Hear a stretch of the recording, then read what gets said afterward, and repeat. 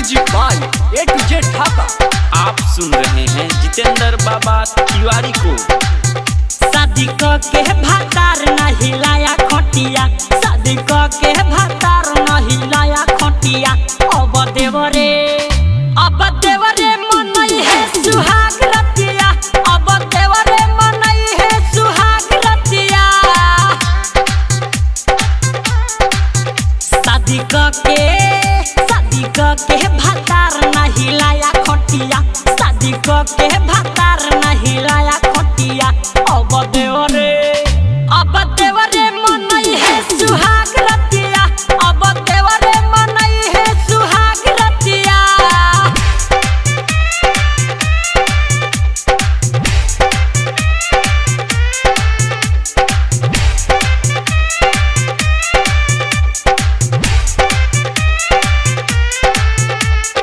A to Z Dhaka DJ, A to Z Dhaka DJ, A to Z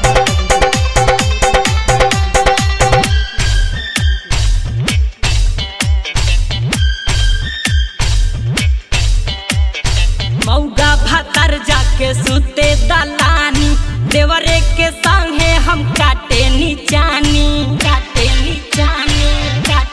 हाँ, मौगा भातर जाके सुते दलानी, देवरे के संगे हम काटी ले जानी। कब ठोके न पियावा पाला में कटिया, कब ठोके न पियावा पाला में कटिया। रोजो देवरे अब देवरे मनई है सुहाग रतिया, अब देवरे मनई है सुहाग रतिया।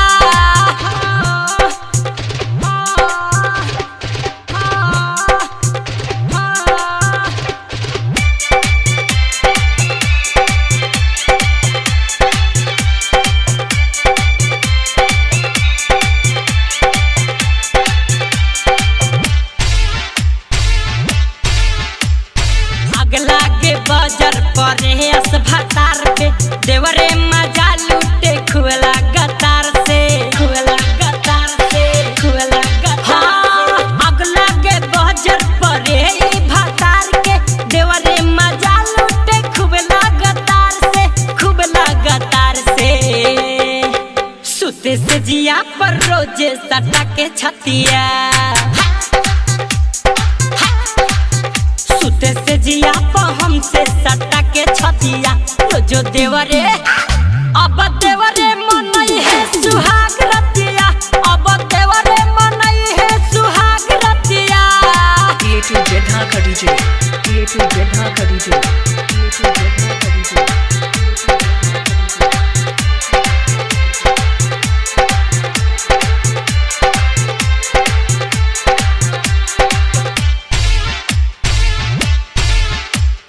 हमरा भतर से मजा नहीं मिलल, देवरा पशुराम से पलंग बहिलल।